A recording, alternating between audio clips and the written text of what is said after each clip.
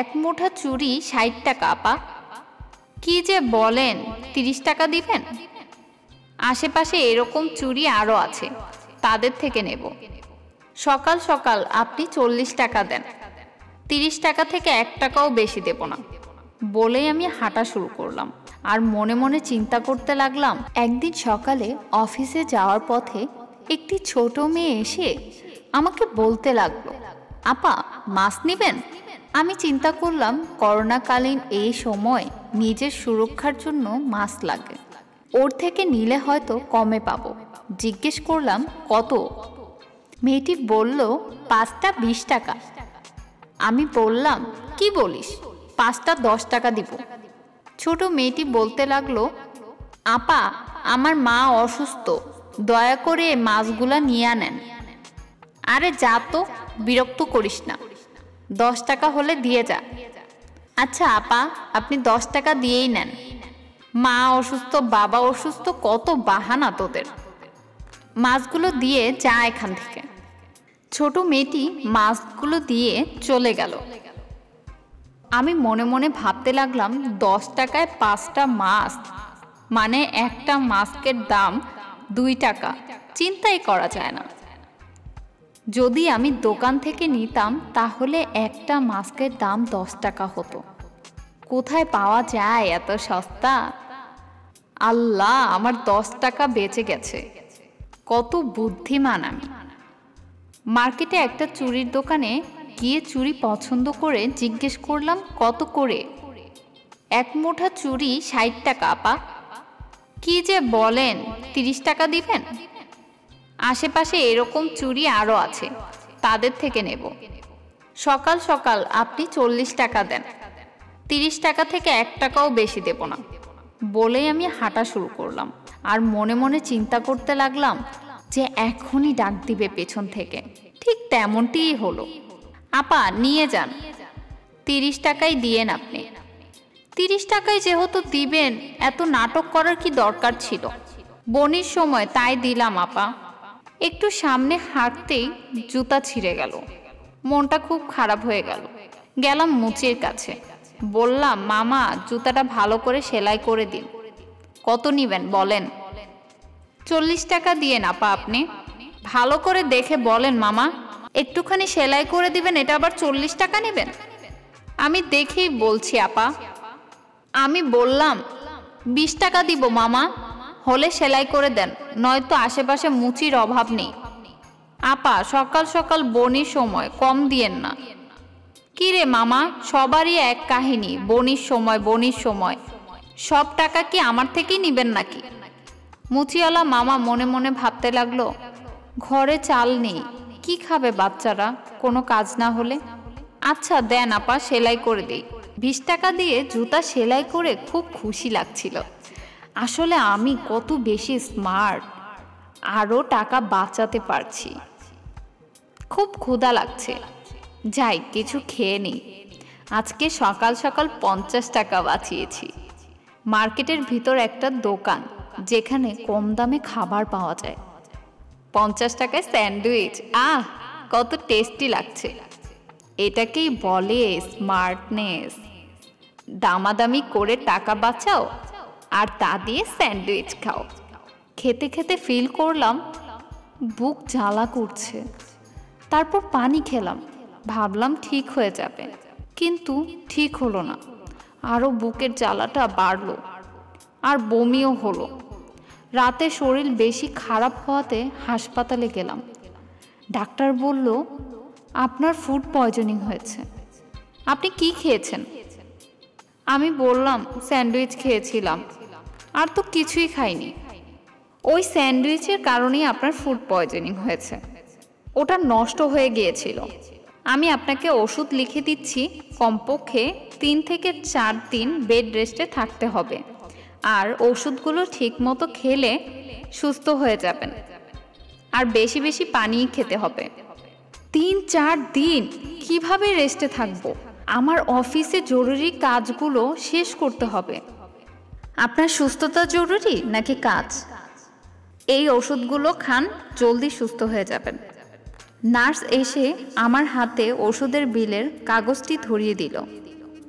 দেখতে পেলাম 1200 টাকা ডাক্তারের চেক আপ ফি, 2000 টাকার ওষুধ আর অফিসের 50,000 টাকার লস।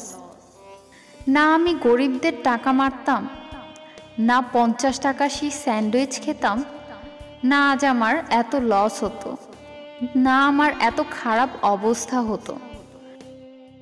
গরিবের টাকা মেরে খাওয়া, তাদের সাথে অযথা দামাদামি করা, অভদ্র আচরণ করা কোনো বুদ্ধিমত্তা বা স্মার্টনেসের কাজ নয়। গরিবের হকের টাকা মেরে খেলে 1 টাকার জায়গায় 10 টাকার সমান বের হয়ে আসে। আসুন আমরা অসহায় এবং গরিব মানুষদের সাহায্য করি। তাদের যদি কোনো জিনিস বিক্রি করতে দেখি, তখন আমাদের প্রয়োজন না হলেও সেই জিনিসগুলো আমরা ক্রয় করি। ভিডিওটি যদি ভালো লেগে থাকে তাহলে অবশ্যই লাইক, কমেন্ট এবং শেয়ার করবেন। আর অবশ্যই কমেন্ট বক্সে আপনাদের মূল্যবান মতামত দিবেন। দেখা হচ্ছে আবার অন্য ভিডিওতে। আজকের জন্য আল্লাহ হাফেজ, ভালো থাকবেন সবাই। তুমি চুপ থাকো, আর কত নাটক করবে? আমি সব জানি। আজ নিজের মাকে দেখে একদম সুস্থ, আর আমার মাকে দেখলে অসুস্থ, তাই না? বাবা মারা যাওয়ার পর মাই আমাকে অনেক কষ্ট করে মানুষ করে।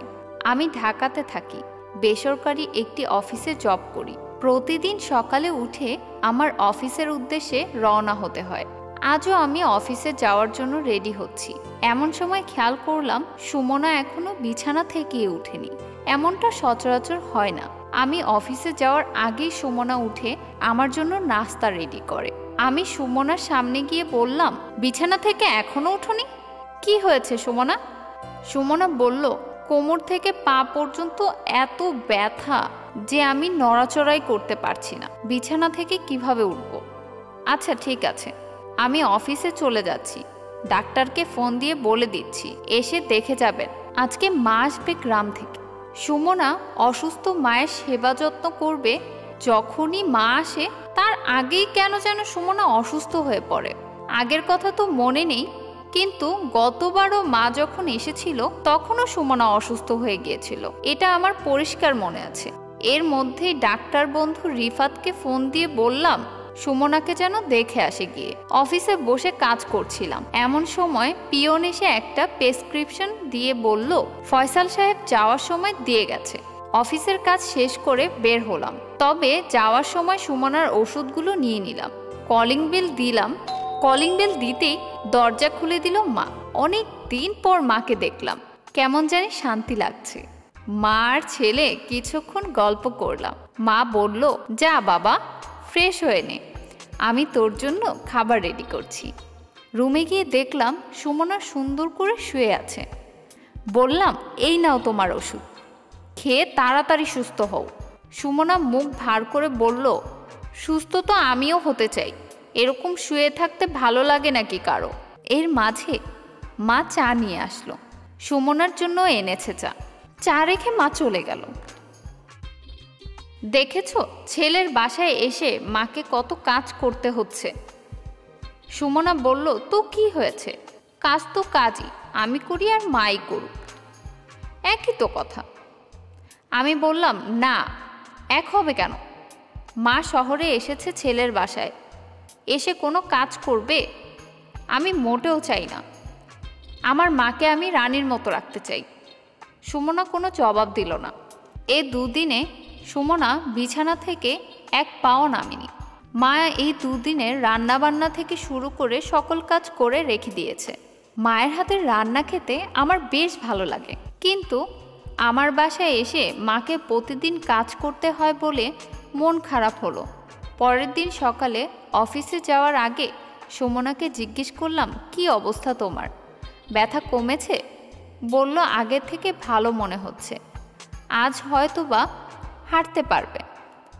আচ্ছা দেখো পারো কি না। আমি বেরিয়ে পড়লাম বাসা থেকে। রিকশায় উঠবো এমন সময় পিছন থেকে দারুণ ডাক দিল। বলল, আপনার জানালার পাশে এই ওষুধগুলো পেলাম, মনে হয় পড়ে গেছে, তাই এনে রেখেছি। দারোয়ানকে আমি ধন্যবাদ দিলাম। ওষুধটা নিয়ে রিকশায় উঠলাম অফিসে যাওয়ার উদ্দেশ্যে। ওষুধের প্যাকেটটা দেখে চিনতে বাকি রইল না। এইটা সুমনার ওষুধ, আমি কিনে এনেছি। বিকেলে বাসায় ফিরে দেখলাম সুমনা সম্পূর্ণ সুস্থ, বাসার ভেতর ভালোভাবে হাঁটাহাঁটি করছে। বললাম, বাহ, ওষুধটা ভালোই কাজ করেছে দেখি। খাচ্ছ তো ঠিকমতো ওষুধ? হ্যাঁ, খাচ্ছি বলেই সে রান্নাঘরের দিকে চলে গেল। সুমনা মিথ্যা কথা বলছে আমি জানি, তবুও বেডরুমে গিয়ে দেখলাম কোথাও কোনো ওষুধের পাতা আছে কিনা। পরিষ্কার বুঝতে পারলাম সুমনা কেন এমন করছে। মা আসার দিন অসুস্থ হয়ে পড়ল, মা যেই চলে গেল ঠিক সে সুস্থ হয়ে গেল, আবার ওষুধ ফেলে দিল। আমার মাকে সেবা যত্ন না করে উল্টো আমার মাকে দিয়ে কাজ করানোর জন্যই বোধহয় এমনটি করেছে। তবুও সুমনাকে কিছু বুঝতে দিলাম না যে আমি সব বুঝে গিয়েছি। মনে মনে পণ করলাম। এরপর 3 থেকে 4 মাস কেটে গেল। একদিন সুমনাকে জানালাম মাকে আসতে বলেছি, রবিবার আসবে, বাজার টাজার আছে কি না আমাকে জানো, আর কি কি লাগবে তার একটা লিস্ট করো। এবার মাকে আর কষ্ট দিও না, 2 দিন শান্তিমতো থাকতে দিও, আর পারলে একটু সেবা যত্ন করো। সুমনা বলল, আচ্ছা।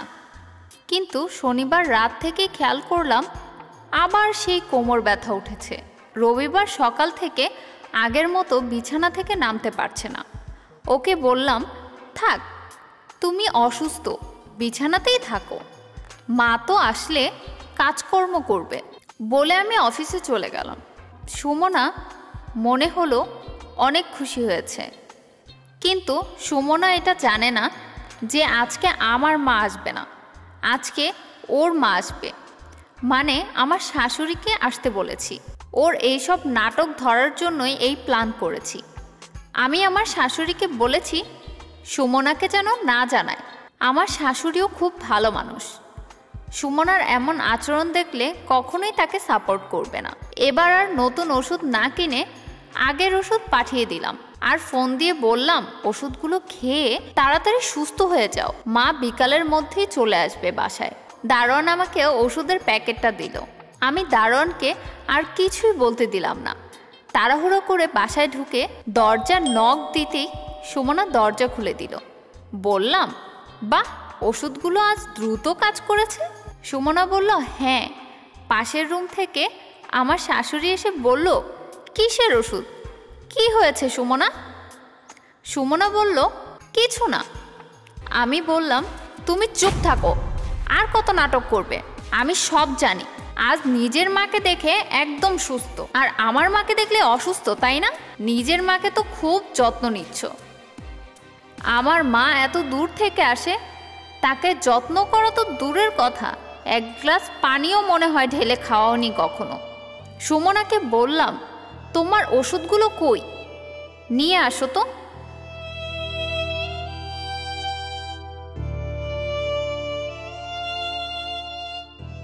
সে আর ওষুধগুলো দেখাতে পারলো না। আমি আমার শাশুড়ি মাকে বললাম, মা, এই দেখুন ওষুধগুলো। সে জ্বালানা দিয়ে ফেলে দিয়েছে। আমার শাশুড়ি বলল, ছি ছি, তোর মতো মেয়ে আমার গর্ভে রেখেছি, আমার ঘৃণা হচ্ছে সুমনা। সুমনা বলল, মা, তুমি আমাকে মাফ করে দাও। আমি তোকে মাফ করার কেউ না, তোর শাশুড়ির কাছে মাফ চাবি, সে যদি তোকে মাফ করে দেয় তাহলে তুই মাফ পাবি। সুমনা সিদ্ধান্ত নিল গ্রামে গিয়ে মায়ের কাছে ক্ষমা চেয়ে তাকে ঢাকায় নিয়ে আসবে। তাই আসুন আমরা শাশুড়িকে মা ভাবতে শিখি। আমরা যারা মেয়েরা আছি আমাদের জন্যই সংসারে বেশি অশান্তির সৃষ্টি হয়। আমরা বুঝতে চাই না আমাদেরও একদিন তাদের মতো বয়স হবে, আমরাও কারো না কারো শাশুড়ি হব। আজ আপনি যা করবেন কাল আপনার জন্য তার প্রতিদান দাঁড়িয়ে থাকবে। তাই নিজের জন্য হলেও বর্তমানকে সঠিক কাজে লাগাই। ভিডিওটি যদি ভালো লেগে থাকে তাহলে অবশ্যই লাইক, কমেন্ট এবং শেয়ার করবেন। আর অবশ্যই কমেন্ট বক্সে আপনাদের মূল্যবান মতামত দিবেন। দেখা হচ্ছে আবার অন্য ভিডিওতে। আজকের জন্য আল্লাহ হাফিজ, ভালো থাকবেন সবাই। একদিন তো তুমিও মা বা শাশুড়ি হবে। তখনই ঋতুর জামাই সামনে এসে ঠাস করে একটা চট দিল ঋতুর গালে আর বলে উঠল। ঋতু একদিন সকাল সকাল তার জিনিসপত্র নিয়ে তার ভাইয়ের বাসা চলে এলো। এসে দেখতে পেল তার মা বাসায় নেই। তখন সে তার ভাইকে জিজ্ঞেস করলো, ভাইয়া, মা বাসায় নেই কেন? ঋতুর ভাইয়ের উত্তর যে এমন হবে তা সে চিন্তাই করতে পারেনি। ঋতুর ভাই সিফাত বলল, মা গ্রামে চলে গেছে। মা একা একা গ্রামে গিয়ে কিভাবে কি করবে, আর আমি তো বুঝতেই পারছি না, তুই যেতে দিলেই বা কেন? সিফাত বলল, আমি মাকে যেতে বলিনি। তখনই সিফাতের বউ এসে বলতে লাগলো, আমি মাকে চলে যেতে বলেছি। ঋতু জিজ্ঞেস করলো, কেন তুমি যেতে বলেছো ভাবি? আমার ঘাড়ের উপর আলাদা প্যারা ভালো লাগে না, তাই মাকে চলে যেতে বলেছি। আমি অবাক হচ্ছি ভাবি, তুমি মাকে প্যারা বলছো? সে তোমার শাশুড়ি, কিভাবে তুমি মাকে বেরিয়ে যেতে বললে? আর হ্যাঁ ভাইয়া, তুই কিছু বললি না, তুই কেনই বা মাকে যেতে দিলি? আমি আসলাম মার কাছে কয়েকদিন থাকবো। ঋতুর ভাবি তখনই বলে উঠল, আচ্ছা ঠিক আছে, তাহলে গ্রামে গিয়ে মায়ের কাছে থাকো না, কে মানা করেছে তোমাকে? আমি অবাক হচ্ছি ভাবি, তুমি এতদিনেও মাকে আপন করে নিতে পারলে না? সিফাত তখন সজোরে বলে উঠল, আহা, কি শুরু করেছো তোমরা দুইজন? তোমাদের ঝগড়া ভালো লাগছে না কোনোটাই। তোমার বোনকে চুপ করতে বলো না। আমি কেন চুপ করব ভাবি? তুমি মাকে সম্মান দিতে পারো না? তোর থেকে এখন আমার সম্মান করা শিখতে হবে। হ্যাঁ, শিখবে। শাশুড়ি আর নিজের মায়ের মধ্যে কোনো পার্থক্য নেই, আর তার সাথে তোমার এরকম আচরণ। একজন মেয়ে হয়ে তুমি মায়ের সম্মান করতে পারো না? ভাবি, একদিন তো তুমিও মা বা শাশুড়ি হবে। তখনই ঋতুর জামাই সামনে এসে ঠাস করে একটা চট দিল ঋতুর গালে আর বলে উঠল, নিজের মায়ের জন্য খুব কষ্ট হচ্ছে বুঝি? কি বুঝাচ্ছ তুমি ভাবিকে? আগে নিজেকে বোঝাও, তারপর অন্যকে জ্ঞান দিও। আমার মাকে বাড়ি থেকে বের করে দিয়ে বাপের বাড়ি চলে এসেছো, আর এখন এখানে এসে নিজের মায়ের প্রতি দরদ দেখাচ্ছ? তোমার মাই মা, আর আমার মা তো মা না, তাই না? ছি ছি, এক মুখে দুই ধরনের কথা বলতে তোমার একটুও লজ্জা লাগে না? ঋতুর ভাই ভাবি কিছুই বুঝে উঠতে পারছিল না যে কি হচ্ছে। ঋতুর ভাই তখন জিজ্ঞেস করলো, কি বলছো তুমি এসব?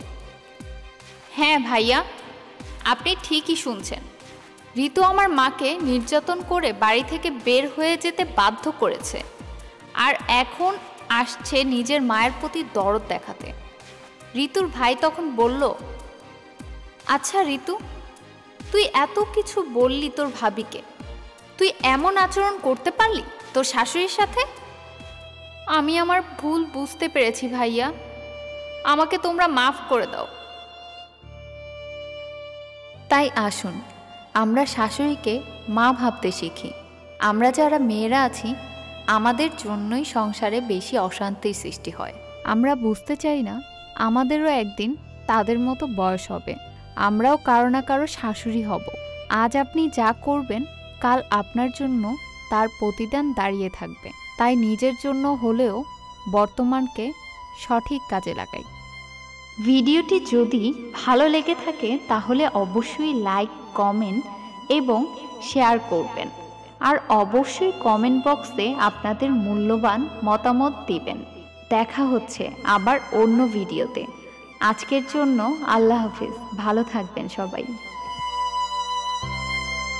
একদিন সকাল সকাল এক বাচ্চা মেয়ে দৌড়াতে দৌড়াতে এক দোকানের সামনে এসে 2 টাকা দিয়ে বলতে লাগলো, আল্লাহকে দেন।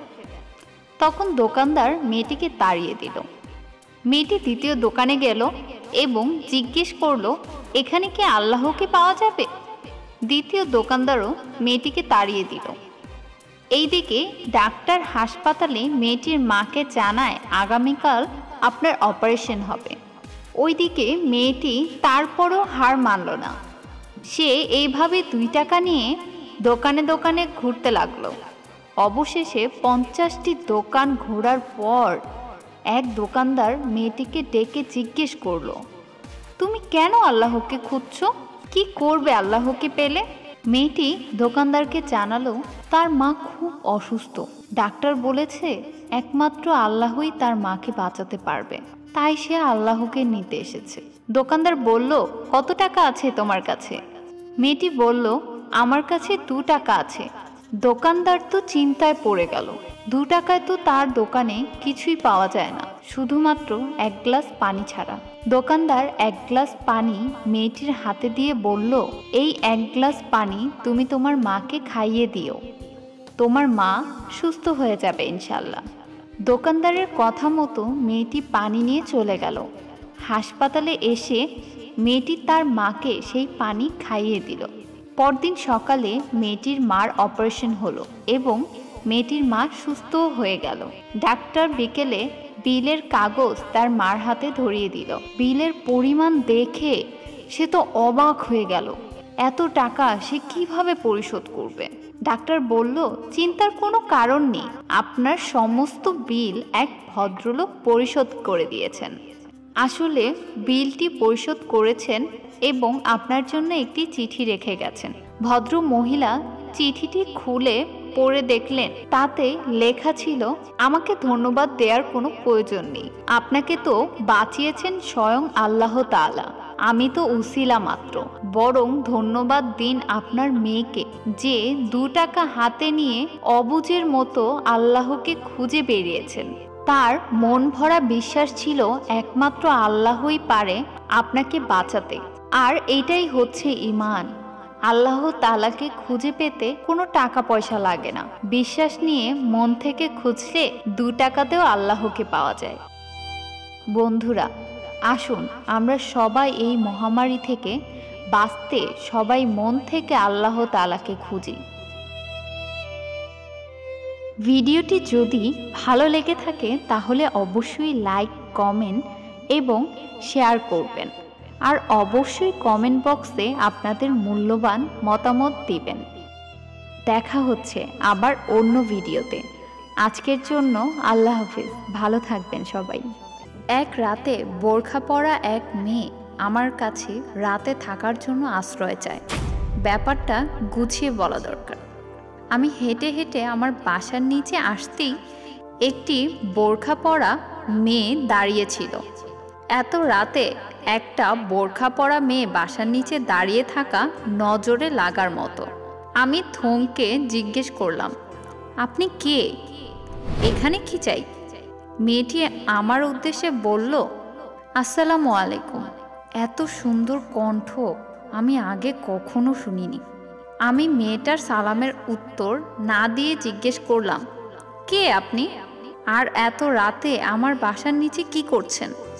মেয়েটাও আমার কথার উত্তর না দিয়ে আমাকে জিজ্ঞেস করলো, আপনি কি মুসলিম? প্রশ্ন শুনে মেজাজ খারাপ হলো। মেয়েটাকে বললাম, হ্যাঁ মুসলিম, কিন্তু আমার প্রশ্নের সাথে আপনার উত্তরের কোনো মিল নেই। মিল নেই আমিও জানি, কিন্তু শুরুতে আমি আপনাকে সালাম দিয়েছিলাম, যার জবাব দেয়া আপনার উপর ওয়াজিব। আপনি কি এই ব্যাপারে অজ্ঞ? আমি হাঁ করে বোরখার আড়ালে মেয়েটার দিকে তাকিয়েছিলাম। নজরটা নিচে নামিয়ে প্রথমে মেয়েটার সালামের জবাব দিলাম। তারপর বোরখার আড়াল থেকে আবার মেয়েটা বলতে শুরু করে, আপনি কি আমাকে একটু সাহায্য করতে পারবেন? কি সাহায্য? আমি বাড়ি থেকে পালিয়ে এসেছি। আপনি কি আমাকে আজ রাত আপনার বাড়িতে থাকার সুযোগ দেবেন? সকাল হলেই চলে যাব। দেখুন, আমি দুঃখিত, এই ধরনের কোনো সাহায্যই আমি করতে পারবো না। মেয়েটা যেন আমার বলা কথার জন্য প্রস্তুত ছিল না, তাই বলার সাথে সাথেই মেয়েটা একটু দূরে গিয়ে আবার দাঁড়িয়ে থাকে।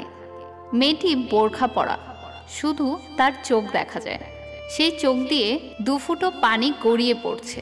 চোখের পানিতে তার নিকাব ভিজে গিয়েছে, তবুও মুখের নিকাব খোলার কোনো প্রয়াস ছিল না। এই অবস্থা দেখে আমার মায়া লেগে গেল। আমার ভাবনা আবার উল্টে গেল। মনে মনে ভাবলাম, বিপদে পড়েই তো মেয়েটার সাহায্য চেয়েছে। আমি মেয়েটাকে ডেকে দিলাম, এই যে শুনছেন, চলুন আমার সাথে। মেয়েটা আমার কাছে আসলো। আমরা 2 জন সিঁড়ি দিয়ে উপরে উঠলাম। ঘরের কলিং বেল টিপতেই মা এসে দরজা খুলে দিল। প্রথমে আমার দিকে তাকালো, তারপর মেয়েটার দিকে তাকিয়ে কি জানি বুঝে একটা ছোট চিৎকার দিয়ে উঠল, বলল, রাব্বি, তুই আমাকে না জানিয়ে বিয়ে করে ফেললি? কত আশা ছিল তোকে বিয়ে করাবো। মেয়েটা এখনো চুপ করে আছে। আরে ধুর, কিসের বিয়ে করছি? ওনার সাহায্যের দরকার ছিল, তাই বাড়ি নিয়ে এলাম। মা আমার দিকে ভ্রু কুঁচকে চায় আর জিজ্ঞেস করে, বাড়িতে আবার কিসের সাহায্য? মা, সারাদিন কাজ করে এসেছি, আগে ফ্রেশ হই, কাপড় পাল্টাতে দাও, তারপর বলছি। আমি ক্লান্ত অবস্থায় ঘুমিয়ে পড়ি। সেই ঘুম ভাঙে ভোরে। ঠিক কটা বাজে আমার খেয়াল নেই। আমি বিছানা থেকে উঠে ডাইনিং রুমে গেলাম পানি খাবো বলে। এমন সময় দেখলাম যেই মেয়েটাকে রাতে নিয়ে এসেছি সে নামাজ পড়ছে। আমি কৌতূহল বশত এক পা দুপা করে মেয়েটির সামনে যেতে থাকি। মেয়েটা সালাম ফিরিয়ে হুট করেই আমার উদ্দেশ্যে বলে, আমার সামনে আসবেন না প্লিজ, আমি এখন নিকাব পরিহিতা নই, আপনি আমার চেহারা দেখে ফেলবেন, আমাকে পর্দা না করার কারণে আল্লাহর কাছে জবাব দিতে হবে। আমি থমকে দাঁড়ালাম। মেয়েটাকে ছোট করার জন্য আমি তাকে একটা প্রশ্ন করলাম, এতই যখন ধর্ম মানেন তাহলে বাড়ি থেকে পালালেন কেন? বাড়ি থেকে কি ভালো মেয়েরা পালায় নাকি? আমি মেয়েটাকে পেছন থেকেই দেখছিলাম। মেয়েটা তারপর বলল, কাল রাতে আমার বিয়ে ছিল, আমি সেখান থেকে পালিয়ে এসেছি। কথাটা শুনে মনে আনন্দ লাগলো। মেয়েটাকে ছোট করার আরেকটা সুযোগ পেলাম। আমি সোফার উপর বসে হাসতে হাসতে জিজ্ঞেস করলাম, প্রেম কাহিনী নিশ্চয়ই? তো জানেন না ইসলামে প্রেম হারাম? মেয়েটা হয়তো মুচকে হাসি দিয়ে বলল, কে বলল ইসলামে প্রেম হারাম? আল্লাহ তো রাসূলের সাথে প্রেম করেছেন। মেয়েটাকে ছোট করতে গিয়ে নিজেই বোকা হয়ে গেলাম। তারপর আস্তে করে বললাম, তা অবশ্য ঠিক, তাহলে বিয়ে বাড়ি থেকে পালালেন কেন? আমার বিয়েটা একটা ধনী পরিবারের ছেলের সাথে হতে যাচ্ছিল। আমি মেয়েটার কথা মাঝখানে থামিয়ে বললাম, তাহলে তো সুখের দিন পার করতে যাচ্ছিলেন, পালালেন কেন? মেয়েটা হয়তো বিরক্ত বোধ করলো, আবার বলতে শুরু করলো, বড়লোকের বিয়ে মানে তো জানেনই, ধুমধাম করে বিয়ে করিয়ে সবাইকে জানাতে হবে।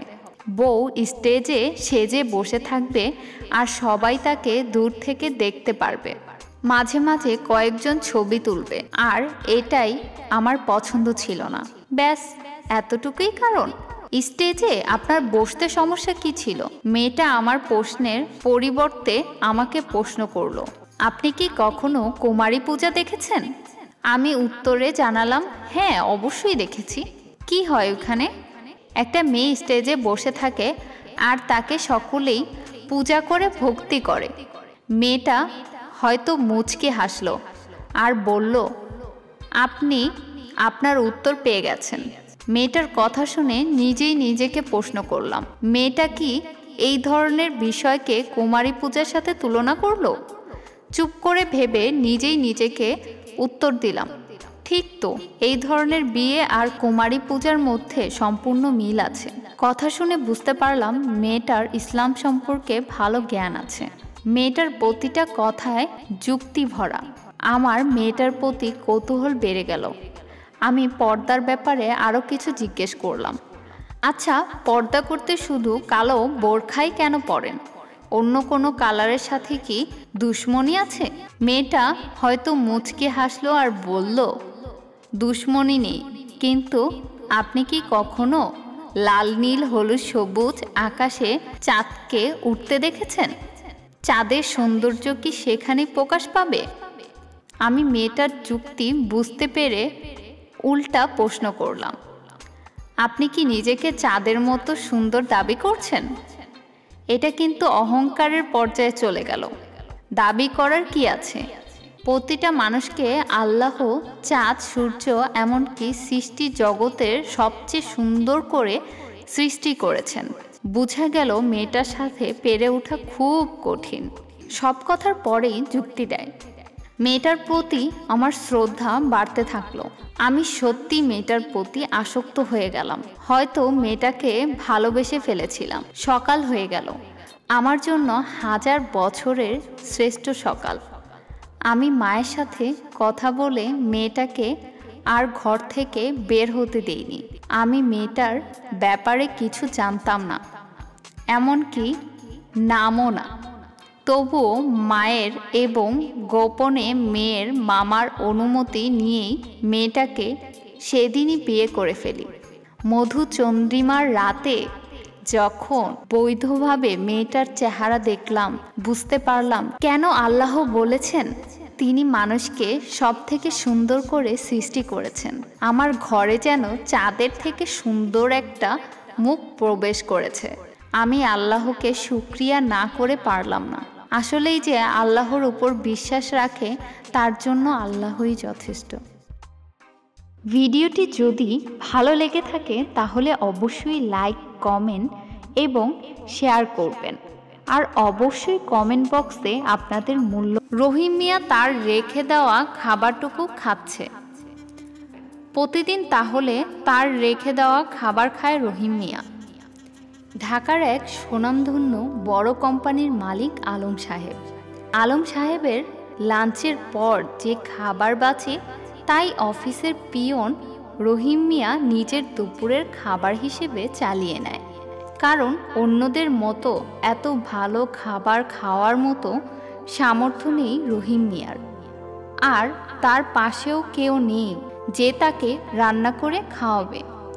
তাই প্রতিদিন যে খাবারটুকু বাঁচে তা দিয়ে কোনোরকম চালিয়ে নেয় রহিম মিয়া। আর যেদিন বস কোনো খাবার রাখে না তখন রহিম মিয়া না খেয়ে সারাদিন কাটিয়ে দেয়।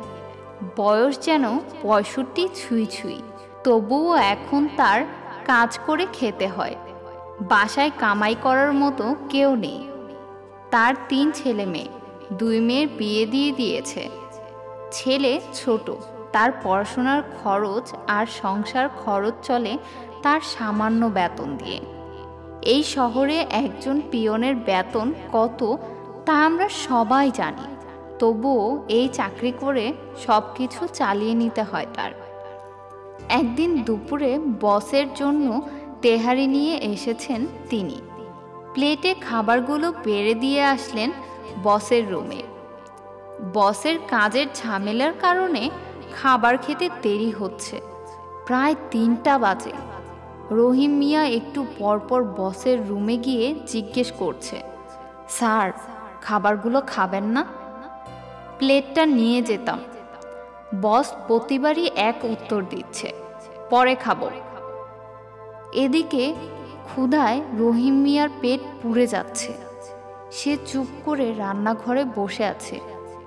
একটু পর কলিং বেল দিলে রহিম মিয়া বসের রুমে গিয়ে দেখতে পেল খাবার প্লেটে সামান্য খাবার আছে। সে দ্রুত খাবার নিয়ে সেখান থেকে চলে আসে। রান্নাঘরে বসে খাবার খাচ্ছিল। তখন তার বস আলম সাহেব সেদিক দিয়ে যাচ্ছিলেন। সে খেয়াল করলেন রহিম মিয়া তার রেখে দেওয়া খাবারটুকু খাচ্ছে। আলম সাহেব মনে মনে আফসোস করতে লাগলেন, প্রতিদিন তাহলে তার রেখে দেওয়া খাবার খায় রহিম মিয়া। এটা জানলে সে আরও বেশি খাবার অর্ডার দিত, আর একটু বেশি বেশি খাবার রেখে দিত। পরদিন সে আগের মতো খাবার সব মাখিয়ে খাওয়া বন্ধ করে দিল। শুধু যতটুকু খেতে পারবে ঠিক ততটুকুই মাখিয়ে খেত, আর বাকিটুকু রেখে দিত রহিম মিয়ার জন্য। রহিম মিয়া এত কিছু লক্ষ্য করেনি কখনো। সে আগের মতো অবশিষ্ট খাবারটুকু খেতে থাকলো। আর এই দৃশ্য দেখে আলম সাহেব খুব শান্তি পেতেন। এভাবে চলতে থাকে পরের দিনগুলো। একদিন সকালে অফিসে ঢোকার সময় আলম সাহেব শুনতে পেল রহিম মিয়া অফিসের দারোয়ানকে বলছে, চাকরিটা মনে হয় এইবার ছাইরা দিতে হইব। সংসারের এত খরচ, পোলার লেখাপড়ার খরচ, মাইয়া গো বিয়া দিছি, তাগো শ্বশুর বাড়ি কত কিছু পাঠান লাগে। আমি কই পামো এত টাকা? শরীরটা আগের মতো চলে না ভাই। তখন দারোয়ান বলল, ভাই তুমি আজ 30 বছর ধইরা এই অফিসে সততার সাথে কাজ করো। তোমার প্রতি নজর দেয়া উচিত ছিল আমাগো বসের। ভাই রে, কি কমু দুঃখের কথা। বড় স্যার বাচ্চা থাকতে আরো কত কিছু দিত। প্রতি মাসে বেতনের বাইরে টাকা এমনিই দিত, কিন্তু ছোট স্যার আসার পর থাইকা আমার শুধু বেতনের উপরেই চলতে হয়। সামনের মাসে আমার পোলার পরীক্ষার ফিস দেওয়া লাগবো। ঘরে এক মুঠো চালও নাই। ছোট স্যারকে কি করে এত দুঃখের কথা কই। আলম সাহেব তার কথাগুলো শুনে ভাবছে তার বাবার কোম্পানির প্রিয় মানুষগুলো কত কষ্টে আছে, অথচ সে একটুও টের পায়নি। ব্যাপারটা সত্যি লজ্জাজনক। তিনি তার রুমে বসে ভাবতে লাগলেন কি করা যায় চাচার জন্য। একটু পর রহিম চাচাকে ডাকলেন। আলম সাহেব বললেন, চাচা চলুন বাইরে যাই, একটু জরুরি কাজ আছে। আলম সাহেব রহিম মিয়াকে শপিং মলে নিয়ে গেলেন। রহিম মিয়া ও তার স্ত্রী ছেলের জন্য কিছু জামা কাপড় কিনে তাকে নিয়ে রেল স্টেশনে গেলেন আর বললেন, চাচা এই নেন, এটা রাখুন, এখানে 50,000 টাকা আছে। এটা দিয়ে বাড়িতে গিয়ে ছেলের পরীক্ষার ফিস দিন আর বাজার সদাই করুন। আপনাকে আর চাকরি করতে হবে না। প্রত্যেক মাসে আপনার স্যালারি আপনার অ্যাকাউন্টে চলে যাবে। আপনার এখন থেকে ছুটি। আপনার ছেলের পরীক্ষা শেষ হলে ওকে পাঠিয়ে দেবেন। ওকে আমি আমার অফিসে চাকরি দেব। আমরা যেহেতু টাকা পয়সা নিয়ে কবরে যেতে পারবো না, তাই এই সমাজের ইন্ডাস্ট্রিয়াল বা প্রতিষ্ঠিত ব্যক্তি যারা আছেন, আপনাদের উচ্ছিষ্ট খাবার ও অর্থগুলো যদি বাঁচিয়ে রাখেন এবং তা গরিব দুঃখীদের মাঝে বন্টন করেন, তাহলে সমাজের অনেক অসহায় মানুষ তাদের জীবন সুন্দরভাবে চালিয়ে যেতে পারে। দয়া করে একটু চোখ বন্ধ করে ভেবে দেখবেন। ভিডিওটি যদি ভালো লেগে থাকে তাহলে অবশ্যই লাইক, কমেন্ট এবং শেয়ার করবেন। আর অবশ্যই কমেন্ট বক্সে আপনাদের মূল্যবান মতামত দিবেন। দেখা হচ্ছে আবার অন্য ভিডিওতে।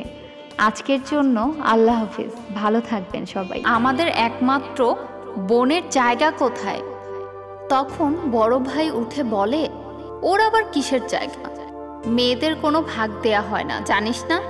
দুই ভাই ড্রয়িং রুমে বসে কি নিয়ে যেন পরামর্শ করছে। তখনই তাদের মা ওইখানে আসে আর বসতে বসতে বলল, কি বলবি বাবা তোরা, বল। মা, তোমার নামে যে জায়গাটা আছে না, ওই জায়গাটা কিন্তু আমরা আমাদের নামে করে নিতে যাচ্ছি। জমি জমা ভাগাভাগি হোক, এটা তাদের মা চাইতেন না। মায়ের শতবার নিষেধের পরও তার বড় এবং ছোট ছেলে মিলে জমি জমা ভাগাভাগির তারিখ ঠিক করে ফেলে। এই খুশিতে একমাত্র বোনও বাসায় চলে আসে। মেজ ছেলে খুব ছোটখাটো একটি মুদির দোকানে আছে। সে দোকানের উদ্দেশ্যে রওনা দিচ্ছে। তার দুই ভাই তাকে ডেকে বলে, আজ বাসায় থাক, আজ জমি জমা ভাগাভাগি করে ফেলি। একটু পর উকিল আসবে, কাগজপত্রে তোর সাইন লাগবে তো। মেজো বলে, তোমরা ভাগাভাগি করো, তোমরা যা দিতে চাও আমি তাই নিব। আমি রাতে এসে খুশি মনে কাগজে সাইন করে দিব। ছোট বোন বলে, আরে গাধা, তুই চিরকাল গাধাই রয়ে গেলি। তোর ভাগ্য ভালো যে তুই এত ভালো বড় ভাই এবং ছোট ভাই পেয়েছিস। মা বলল, মেঝো আজ বাসায় থাক। মায়ের কথা শুনে মেজো ছেলে বাসায় থেকে গেল। বড় ভাই বলল, আমরা সিদ্ধান্ত নিয়েছি ঢাকার 10 শতক জায়গার মধ্যে আমি 5 শতক আর ছোট 5 শতক নিব এবং সেখানে 10 তলা বাড়ি বানাবো। আর মেজর যেহেতু হাতে টাকা পয়সা নেই, বাড়ি বানানোর সামর্থ্য নেই, তাই ওকে গ্রামের বাড়ির ভিটাটা দিব। এ কথা শুনে মেজো ভাই চিৎকার করে বলল, তাহলে আমাদের একমাত্র বোনের জায়গা কোথায়? তখন বড় ভাই উঠে বলে, ওর আবার কিসের জায়গা? মেয়েদের কোনো ভাগ দেয়া হয় না, জানিস না? মেজো ভাই তখন বলল, আমি মূর্খ মানুষ, এত কিছু বুঝি না। আমার জায়গাটা তোমরা ছোট বোনের নামে লিখে দাও। দুই ভাই অবাক হয়ে বলে, আর তোর ভাগ? মেঝো ভাই হাসি মুখে মার দিকে তাকিয়ে বলে, আমার ভাগে মা আছে না? কি বউ, আমি ঠিক বলেছি না? বউ শাশুড়িকে জড়িয়ে ধরে বলে, এর চেয়ে বড় সম্পদ আর কি হতে পারে? মার মতো শাশুড়ি পেয়ে আমি সত্যি ভাগ্যবতী। ছোট বোন সবসময় গাধা বলা ভাইটিকে জড়িয়ে ধরে কাঁদতে কাঁদতে বলে, ভাইয়া আমাকে মাফ করে দাও, আমি তোমাকে বুঝতে ভুল করেছি। মেঝো ভাই বলে, শোন, আমাদের এ বাড়িতে যতটুকু অধিকার আছে ততটুকু তোরও আছে। তোরা কাছে থাক বা দূরে থাক, তোরা যেন আমার অন্তর জুড়ে থাকিস। তাই মাকে আমার সাথে রাখার সিদ্ধান্ত নিয়েছি, কারণ মায়ের গর্ভে আমাদের 9 মাস থাকতে হয়েছে। মা আমার সাথে থাকলে তোদের স্মৃতিগুলো আমার সাথে থাকবে। বড় ভাই এবং ছোট ভাই এই কথাগুলো শুনে দৌড়ে এসে কাঁদতে কাঁদতে মেঝো ভাইকে জড়িয়ে ধরে বলল, আজ তো তুই বাবার মতো আচরণ করলি। সবাই অঝরে কাঁদছে, হয়তো একেই বলে আনন্দের অশ্রু।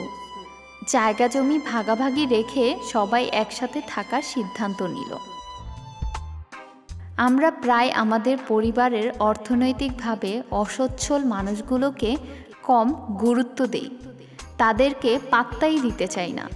অথচ এই মানুষগুলোর টাকা পয়সা না থাকলেও তারা মনের দিক থেকে অনেক ধনী। আর আমাদের এই ভালো মনের মানুষগুলোর সাথে সবসময় থাকা উচিত। ভিডিওটি যদি ভালো লেগে থাকে তাহলে অবশ্যই লাইক, কমেন্ট এবং শেয়ার করবেন। আর অবশ্যই কমেন্ট বক্সে আপনাদের মূল্যবান মতামত দিবেন। দেখা হচ্ছে আবার অন্য ভিডিওতে। আজকের জন্য আল্লাহ হাফেজ, ভালো থাকবেন সবাই।